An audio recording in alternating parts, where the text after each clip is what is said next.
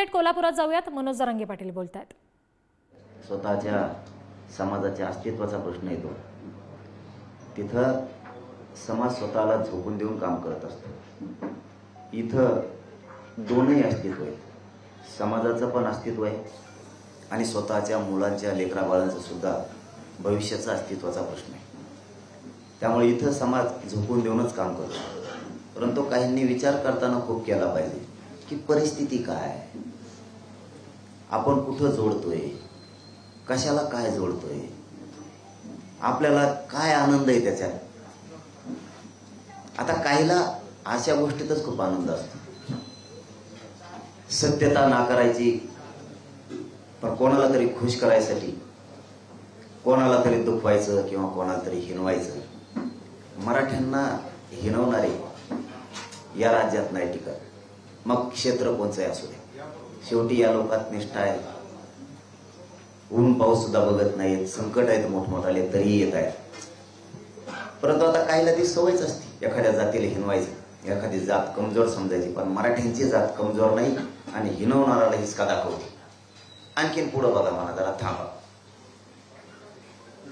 लोकसभा निवडणूक झालेली आहे, त्याच्या अगोदर तुमचे मोर्चे निघाले, विधानसभा निवडणूक तोंडावर आहे, आता देखील तुमचे दौरे निघत आहेत। तुमच्याकडे बघण्याचा दृष्टिकोन काही जणांचा बदलतो नाही, मग काही जणाला कामच ते असतं ना, सगळ्या जणांचं नाही ना, पण काही जणांचं आहे ना। काही जणाला कामच ते असतं, प्रत्येक क्षेत्रात हे काही जण होतेच। म्हणजे इतिहासकालीन पूर्वी लढाया असो, गावखेड्यातले लोक असो, शहरातले लोक असो, भावभावकी असो, हे प्रत्येकात काही जण असतातच, कारण त्यांना त्याच्याशिवाय करमतच नाही। त्यांचं उभे आयुष्य त्याच बाजूला गेलेलं असतं। एखादा पॉझिटिव्ह मेसेज देण्यासाठी त्यांचा जन्म झालेलाच नसतो, फक्त कोणाचं कुठं चुकतंय एवढ्याच मागं लागायचं, एवढंच त्यांना माहित असतं। चांगली बाजू त्यांना कधीच माहित नसते, त्यांना ते जाणून पण घ्यायचे नसते। लोकांची भावना ही जाणून पण घ्यायची नसते। लोकांची भावना जर माझ्याबद्दल जाणून घेतले ना, तर काही जण जे म्हणते त्याचे डोळे पांढरे होते। इतकी निष्ठा आणि प्रेम माझ्या मराठ्यांचं माझ्यावरती आहे, पण त्यांना वाटतं की हेच पोरग आरक्षण देऊ शकतं। तुम्ही त्याला संख्यात तळणार असाल तर तुम्ही आजच फेले। तुम्हाला फक्त एकच सवय लागली, मराठ्यांना हिनवायचं, मराठ्यांना नाव ठेवायचं, एवढ्यासाठी फक्त तुम्ही लोकांच्या समोर येत आहे। बाकी तुमचा उद्देश काहीच नाहीये। सुपारी घेतल्यासारखा उदाहरणार्थ आधी आंदोलन आपली सुरुवात झाली त्यावेळेची भूमिका आपली होती की समाजाला आरक्षण मिळालंच पाहिजे, पण आंदोलनाची दिशा जी आहे ती निवडणुकीच्या दिशेने जाताना दिसते, त्यामुळे लोकांनी चष्मा बदललाय, म्हणून तुमच्याकडे बघण्याचा दृष्टिकोन बदलला असं वाटतं?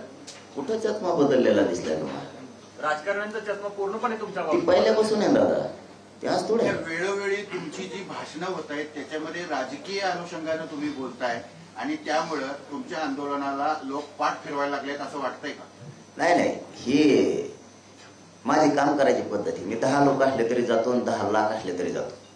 मला नका तुला त्यात। मला असं वाटतं की हे प्रश्न फक्त कोल्हापूरला कमी समाज मराठा आला म्हणून दिसतात असा माझा अंदाज आहे। 5000 का असणार, 10,000 असू ते 15,000 असू, काय जेवढे असतील टीका करत असताना यापूर्वी विचार करून टीका करत होते, पण अनेक आता आमदार खासदार जे आहेत ते थेट तुमच्यावर टीका करतात, कारण तुम्ही निवडणूक लढवणार आणि ह्यांना पाडा त्यांना पाडा अशा भाषा वापरतात। नाही हो, मी तुमच्याही प्रश्नाचं उत्तर देतो। कपड्यापर्यंत पण तर मराठा आरक्षण जनजागृती आणि शांतता रॅलीच्या संदर्भात मनोज जरांगे पत्रकारांशी बोलत होते।